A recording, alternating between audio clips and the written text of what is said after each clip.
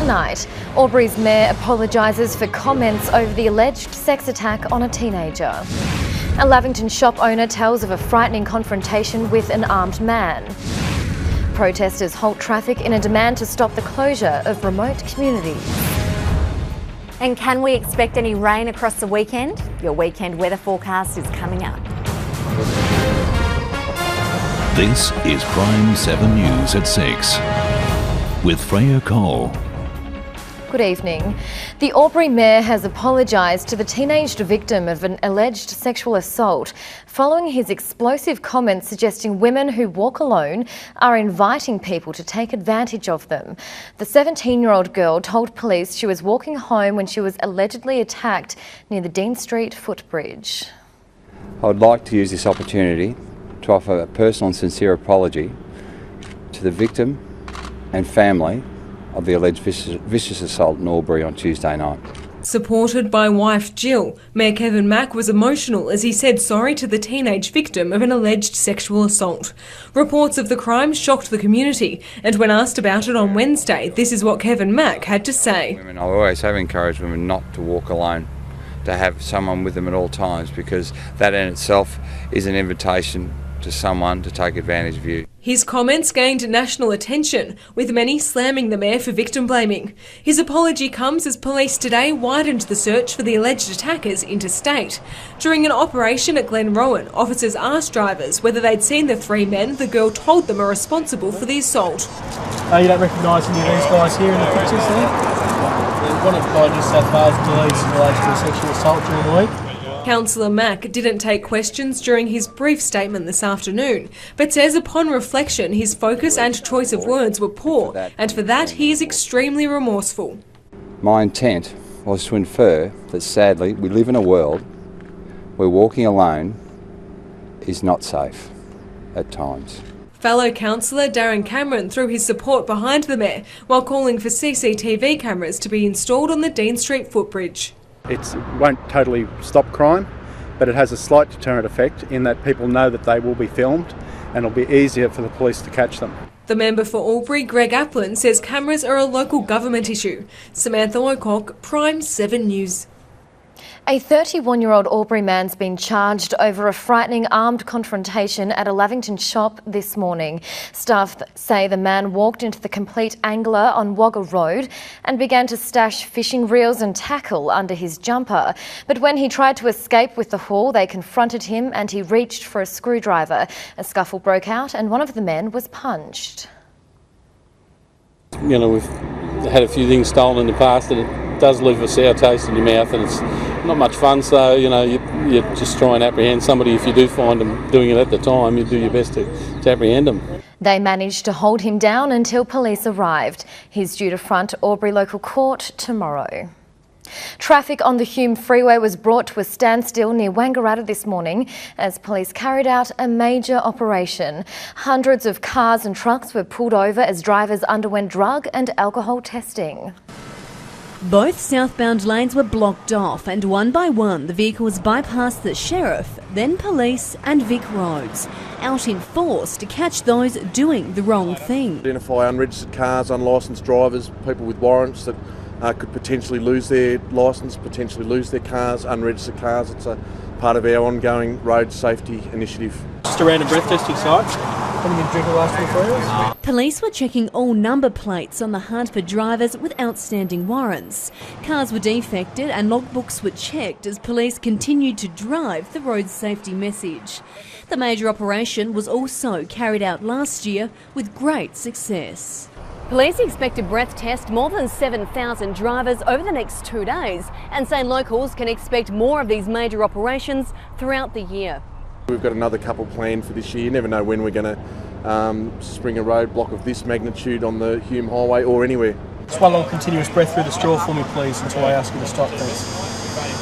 That'll do. Operation Combine will continue on the Hume Freeway tomorrow. Drivers can expect a short delay. Tegan Dolling, PRIME7 News. Albury's main street was closed to traffic this morning as hundreds of protesters brought the city to a halt. The marchers were protesting against plans to close more than 100 remote Aboriginal communities in Western Australia. always was, always will be Aboriginal land. Beginning at Albury's Botanic Gardens, several hundred Aboriginal community members, unionists, mums, dads and schoolchildren marched to QE2 Square. Our home, our voice, it's not a lifestyle choice. Prime Minister Tony Abbott's description of living in remote communities as a lifestyle choice became the protest's anthem. Our voice is not a lifestyle choice. 70 such protests were held around Australia, calling on the government to stop the forced closure of Aboriginal communities in Western Australia. Be hard pressed to call Albury an isolated community, but we stand in solidarity, and we have Aboriginal people living in Albury from WA who have family that are directly affected. Protesters are calling it the Great Land Grab. The 25 Indigenous nationalities that call the Albury region home told the government exactly what they think about that. It's Aboriginal land, always has been and always will be. I'm just here to support my people because there's more communities being taken away and there's already been enough taken away, so I want to help try and save what's still there. Helen Ballard, PRIME7 News.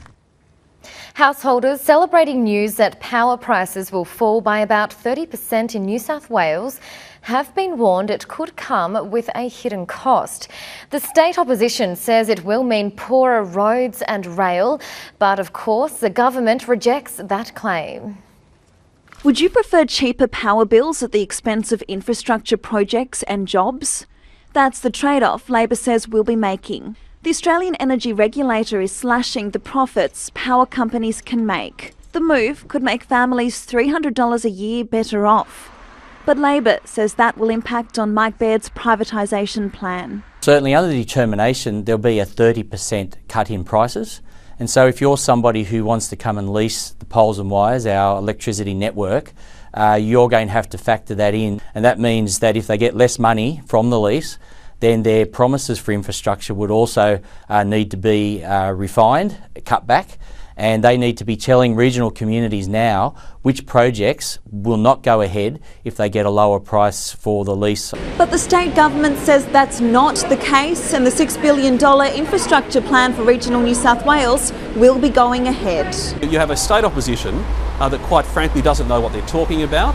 These AER determinations will not affect the sale price. Both sides of politics do agree there'll be job losses. Up to 2,000 jobs, 1,200 of those in regional New South Wales. The government says it's regrettable. Any job losses are always a concern for us. It's how you manage that transition. The government says it wants a transition period before the new pricing comes in on July 1. Kathleen Curry, PRIME7 News. A new Charles Sturt University Study Centre was officially opened in Wangaratta today. The classrooms and laboratories, which feature cutting-edge technology, have been built onto the existing GoTAFE site on Tone Road. Provides really credible, viable, quality education for regional communities here in their region. The $7.2 million study centre was completed at the end of last year. Students are already studying the courses, which include horticulture, agriculture and wine and business. We work on designing courses that are very much in line with those needs and are viable and sustainable and demanded by the communities that need them. A quick look at the weather now with Madeleine Collignon and what's happening in our patch, Maddie.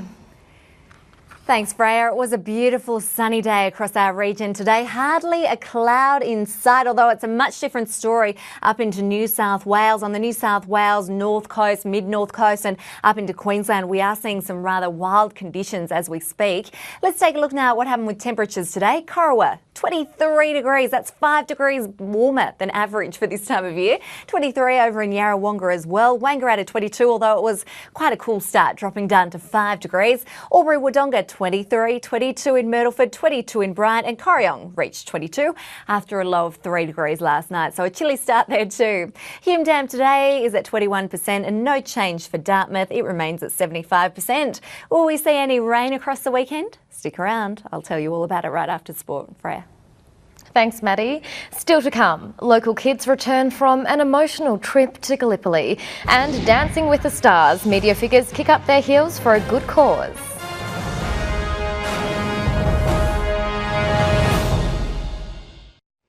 Youth workers are resorting to more drastic measures to convince our teens to think twice about drugs. So what's the solution? Send them to the emergency ward before the ambulance has to.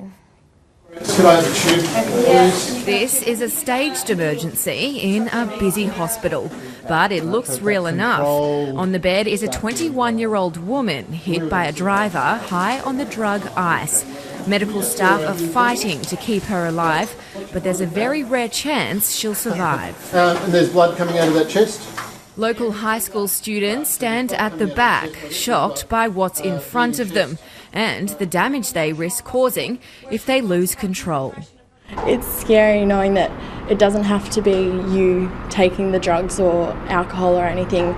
You can just be doing the right thing and something wrong can happen to you. Ben Harper knows all too well the risks that alcohol and drugs can bring.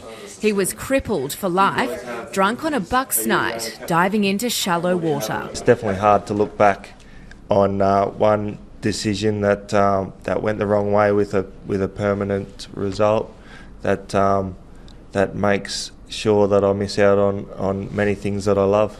Alcohol is a factor for 1 in 7 patients who come to the ED. Doctors say our kids need to watch out for each other. Friends don't let friends take really bad decisions whilst they're intoxicated with either drugs or alcohol. A message that could make all the difference. Lauren Mara, PRIME7 News. Anzac Day was especially memorable for a group of Gindera school kids who visited Gallipoli for centenary commemorations. The Mary MacKillop College students say they were blown away by what diggers went through. The 4 local teenagers were among 100 others from around the state picked to attend the centenary commemorations. Almost a world away from Gindera, they were awestruck by what they saw at Gallipoli. I guess everyone's seen like commemorative graves and all that before, but very few people get to walk on the beaches where so many men died. Lessons in the classroom could not prepare them for the experience. They walked infamous battlefields such as Lone Pine, the Neck and Anzac Cove. Looking out from where we were and seeing the beaches and just knowing that the Anzacs only got so far. Like they didn't make it like as far as they thought they would, and that's really moving. Shrapnel Valley Cemetery is very moving. I actually found it more moving than Lone Pine and the dawn service itself. Just the fact that the peacefulness of the place. They woke early with almost 8,000 other Aussies for the dawn service. Knowing that you're surrounded not only by thousands of living Australians, but also the people who've gone into our history to make what we are Australian, it felt more Australian than being at the dawn service in Australia. A visit that's left them with lasting memories. Alexandra Ristway, PRIME7 News. If you've seen the movie, you'll know the concept. Paying it forward is about doing just that. And it's an idea which is taking off thanks to the work of one young man.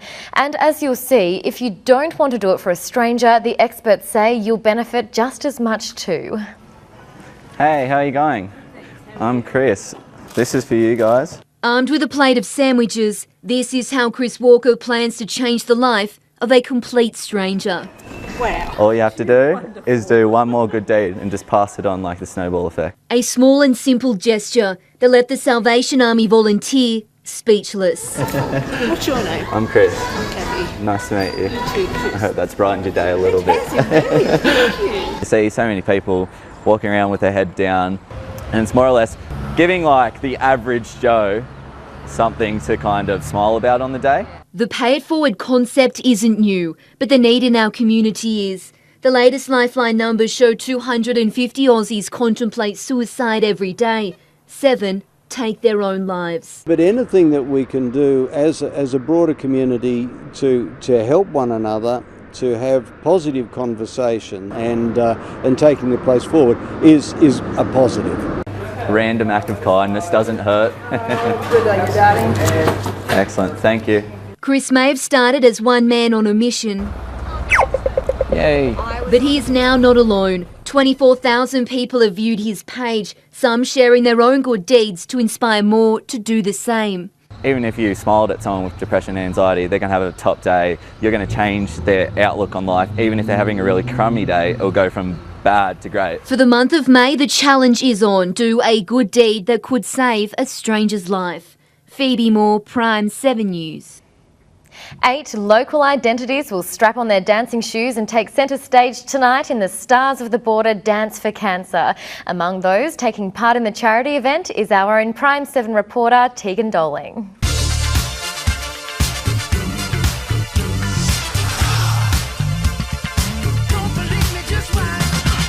Out of the newsroom and onto the dance floor. Tegan is one of a number of local media identities taking part in tonight's Stars of the Border Dance for Cancer, a charity event based on PRIME7's Dancing with the Stars. Despite claims she's got 2 left feet, the crime and court reporters mastered the jazz hands and the moonwalk, but says she's in it for a laugh and to raise money for a good cause. Sadly, everyone's been touched by cancer at some point of their lives, and so if we can just get together and put the dancing shoes on and have a bit of fun and obviously raise money, then job well done, I think.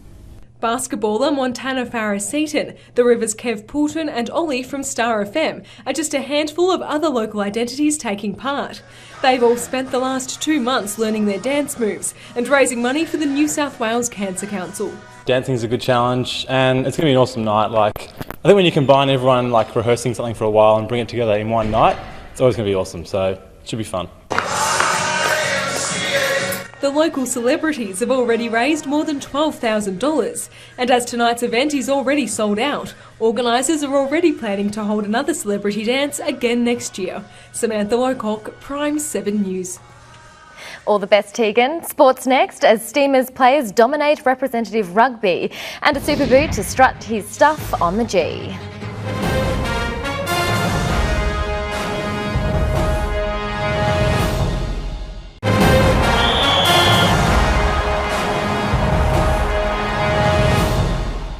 Wangaratta's Justin Hogan will strut his stuff on the hallowed MCG turf tonight, but he won't be running around for Collingwood or Carlton. He'll compete in the biggest barrel competition.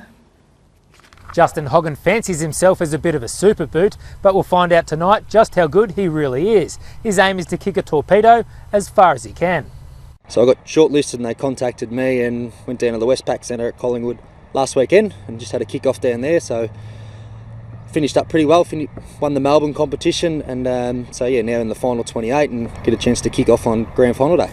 So the big question is, how far can he kick it? Hogan didn't get onto too many in a practice kick today, but he believes he can sink his boot into the competition.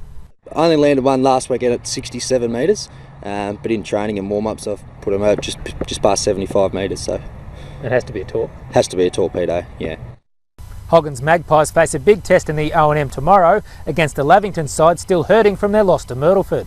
It stung us a fair bit, we certainly didn't rock up to play up there, especially in the conditions. Losing the contested footy really stood out.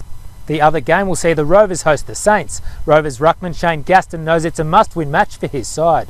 A couple of years ago I played in a team where we lost 6 straight and then we ended up winning the next 9, so not panic stations by any means yet. It's just a matter of getting the blokes with a bit of confidence behind themselves and then we'll be away. So here's my tips for the second week of the split round. I think Lavington will be too strong for Wangaratta and I think the Saints will beat the Rovers in a thriller.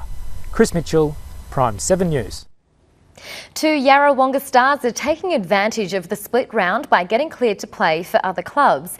Interleague coach and Pigeons co-coach Brendan Favola will play for Sandown Cobras in the Southern Football League, while Kane Pettifer will play for Nathalia in the Murray League. Favola is wearing several hats this season. He's coaching his club and the league, as well as making guest appearances outside the O&M. To rugby union, and Albury players dominate the rep team this weekend. 6 Steamers will represent the Southern Inland Rugby Union at the New South Wales Country Championships. Ash Lefevre has made the rep team for the past 2 years, but he'll now be joined by 5 teammates at the state titles in Bowral this weekend. It's about time we had a couple more players come in, so we've got a lot of good players this year, and unfortunately not all of them could make it, so but it's good to have 6 of us playing together. Lefevre will be joined by Tom Boyle, Richard Mannion, Liam Crouts, Blake Lecornu and James Olds. Aaron McDougall was picked but was unavailable. The selections are a sign of Albury's unbeaten start to the season. We seem to be pretty solid. Our back line's looking pretty good. So a little bit different than last year, but I think we've got the team there to win it. The Steamers have the bye this weekend. Their next game is at home to Young. I don't know what Young's like at the moment. I haven't really looked, so the last couple of years I haven't been too strong, but you can never judge them. To Rugby League, and 4 Thunderstars will represent Group 9 on Sunday. Andrew Cowan, Ben Jeffrey, Andrew Smith and Trent King have all been picked to play against Group 20 in Wagga. That means they'll have to back up after tomorrow's club match at Junee. Chris Mitchell, PRIME7 News.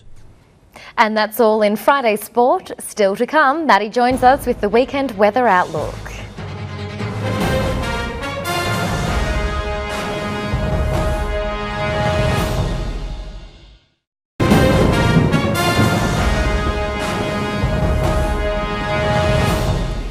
Hello once again, Madeleine Collingyoung with you. It was quite a beautiful day today, and it's all thanks to a high that has been sitting across New South Wales and Victoria, leaving us with those clear skies. We've seen some slightly warmer temperatures as well thanks to those cooler winds. We're going to see a weak trough moving across Victoria as we head through the next couple of days, so there is a very slim chance that we could see some rain around our region tomorrow. But if we do see any rain, it's not going to be more than 1 or 2 millimetres. In fact, the chance of rain in Wangaratta and Beechworth is only sitting at 20%. Albury-Wodonga tomorrow should be mostly fine. 21 degrees the top. That's around 3 degrees above average for this time of year. Yarrawonga 22, Shepparton a top of 21, and Wagga should hit 22. It is going to be quite overcast up that way. Now on Sunday we should see clear sunny skies returning to our region. 23 for Albury-Wodonga, Yarrawonga 23, Shepparton clear skies and 22 degrees. So again, these temperatures are well above average for May. In fact, with a top of 23 in Albury-Wodonga on Sunday, that's 5 degrees warmer than average for May. On Monday, again, there's only a really slim chance of rain, so for the most part, it should be fine. Sunrise tomorrow morning is at 10 minutes to 7, and as we head through next week, check out some of these tops. We're only expecting a top of 16 degrees on Tuesday as we see some much cooler southerly winds blasting into Victoria and New South Wales. With those cooler southerly winds, we are going to see a bit of rain across the region too. The best chance that we have of rain is on Tuesday, 16 the top. Freya? Thanks, Maddie. And that's all we have time for tonight. 7 News from Melbourne is next, and of course we'll have updates for you this evening. We'll be back on Monday at 6. I hope you can join us then. Have a great weekend. Bye for now.